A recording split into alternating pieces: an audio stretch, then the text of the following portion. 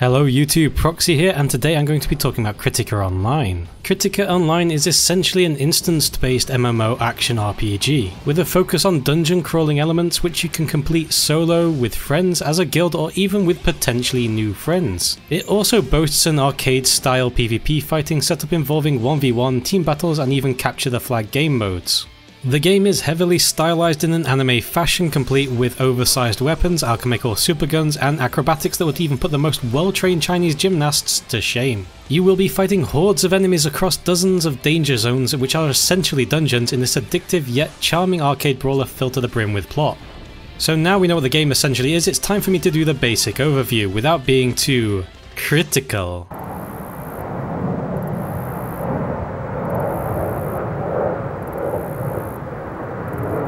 So I've been playing the game for the last few days and managed to get my character to level 58 before starting my overview, so that I would have a good understanding of the game before doing so. It's worth mentioning both Cry and Lazy Peon did do first impressions on this game also during the closed beta test, and are indeed worth checking out as they offer different opinions on the game, and it's always worth getting a second opinion.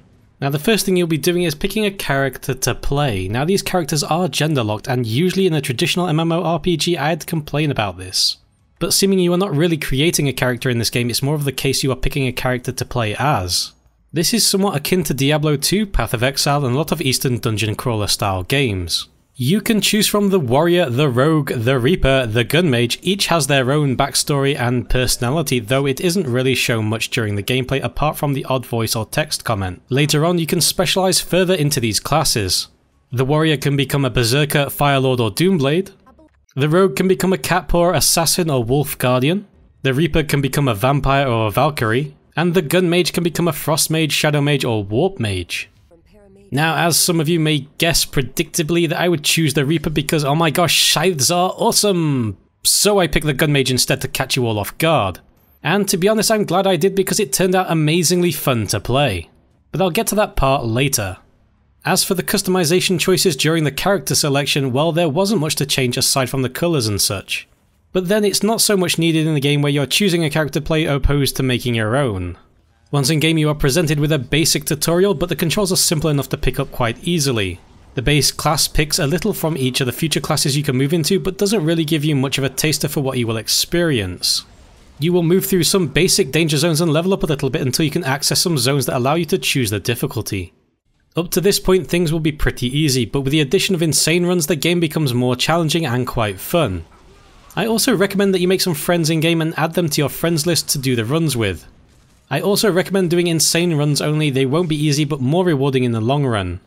And the bonus stacks up quite a lot when you do them with 4 people on your friends list, the XP will be literally flying in. Now eventually when you have enough XP at level 15 you will be presented with the opportunity to select a new class. In my case I picked the Shadow Mage, and during the process the NPC displayed some of my future skills which looked sweet as hell. I actually ended up liking the playstyle of this Shadow Mage quite a lot. It reminded me of playing some of the kind of spin to win characters from literally any game ever, but in many ways it's better. The fact I can actually use other skills while spinning to win, I love it. I highly recommend playing Shadow Mage as a class. So yeah, if you had to ask me if this game was fun during the first few levels, I would say it gets old fast. But unlocking that next tier of class is somewhat game changing. In general the combat becomes so much better, a lot more skills to use, a lot more different combinations from those skills you can use, and the combat started to become more fluid and engaging. Though it still had an arcadey brawler feeling to it. Now you will progress through the next 35 levels as this class, getting a few new skills here and there, mostly learning how to play it, and how to work the new skills you get into the rotations bit by bit. Eventually you will hit level 50 and you gain access to your awakening skills, and this takes the combat up a notch once again. It's not quite as a big impact as your first class choice, but the fact some of your skills can now go into an overdrive mode known as EX and do some insane damage, and even come with extra or new skill effects, which is pretty awesome. It helps to keep the combat from becoming too stale as well, and it feels pretty good when you unleash a 3-stage EX awakening combo onto a danger zone boss. I haven't quite reached the end game yet, which is level 65 in this current version, but hopefully I will in the next few days, but from what I understand it seems mostly designed around farming endgame content for better gear and drops mostly. This pretty much sums up the general progression of the game. As I said, I achieved 58 in just a few days on one character, so as long as you level up efficiently as I suggested using friends, insane runs and other bonuses, max level for the average player certainly is achievable within a few weeks or so. honest lives in a simple world. We farmed, we crafted. The story of Kritika has a lot of plot. In fact, it's full of plot. The plot comes in all shapes and sizes. Some of the plot is huge, some of the plots are small, but there is certainly lots of plot for everyone in Kritika. And on a more serious note, the story of Kritika is okay. It sets the scene for what you are doing, and basically you are part of a rebelling group against a corrupt leader. It's not an overcomplicated storyline, and it's very anime-like in design. And it doesn't take itself seriously at all. For the most part, it serves the purpose to explain what the characters you are playing are doing, and that's all it does. The combat in Kritika Online is quite possibly its best feature. A lot of the lower end budget MMORPGs quite often lack in good combat, and Kritika seems to break that rule. The first 15 levels or so might not show this, but around level 30 mark, once your character has more fleshed out skill roster, you begin to appreciate how good the combat is mechanically. Being able to perform a lot of good combos, learning when to burst damage on bosses on insane mode, and when to dodge to avoid being turned into paste. This is hands down the best feature of this arcadey action brawler RPG MMO. I recommend at least getting a character to level 20 or so before you judge the combat. The PvE aspect of the game is mostly comprised of running danger zones, daily dungeons, and this is generally how you will level up and gear up throughout the game. However, it's important to mention Kritika does have a feature I really liked for the PvE side of things, and that was the invasion system, which allows you to summon forth a boss-like NPC using scrolls you collect. And this NPC boss can be completely random in difficulty, and if defeated will provide a whole host of extra benefits and rewards for doing so. I found this feature to really spice up the repeated danger zone runs, and it would be nice if they expanded on this feature in the future further. And this pretty much sums up most of the PvE in the current version, but the game does have a lot of future content which has not been enabled yet, so there's going to be a lot more PvE content to look forward to in the future. Now let's take a look at the PvP in Kritika Online.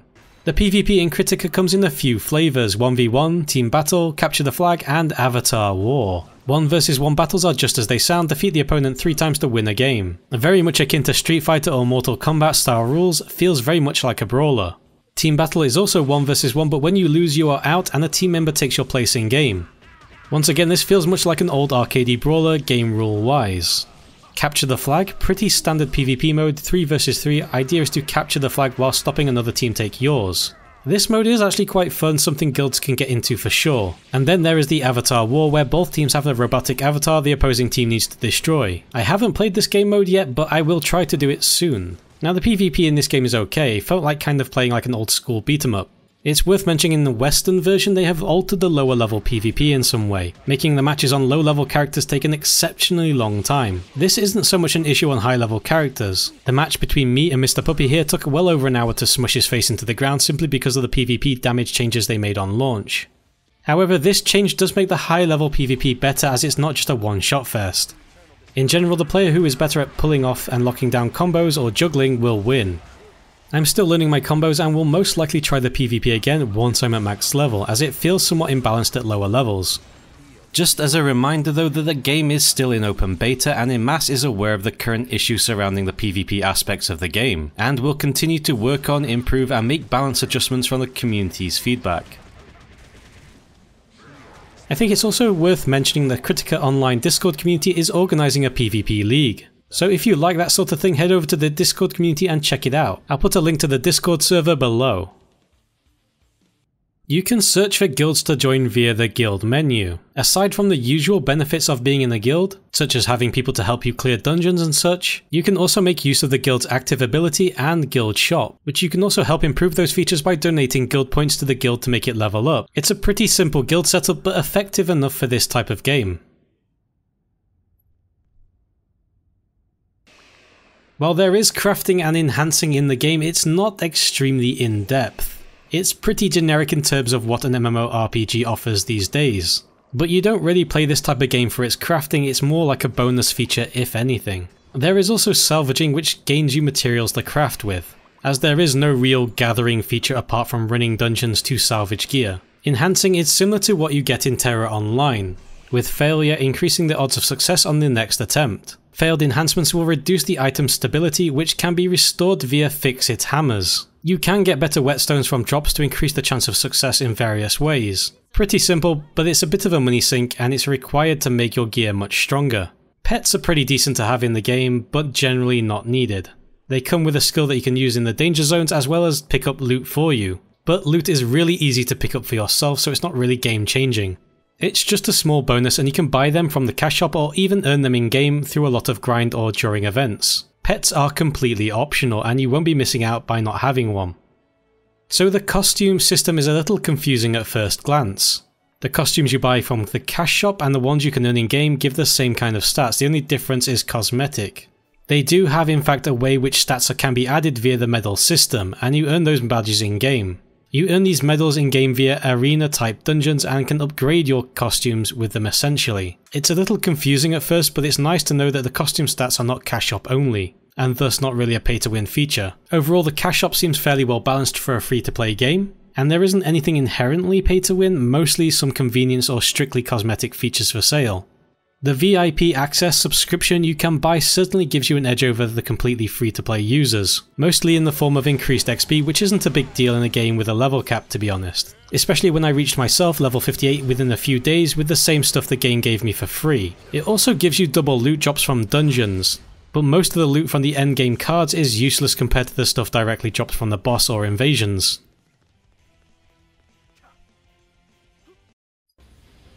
Kritika Online isn't groundbreaking or revolutionary, but it's not trying to be.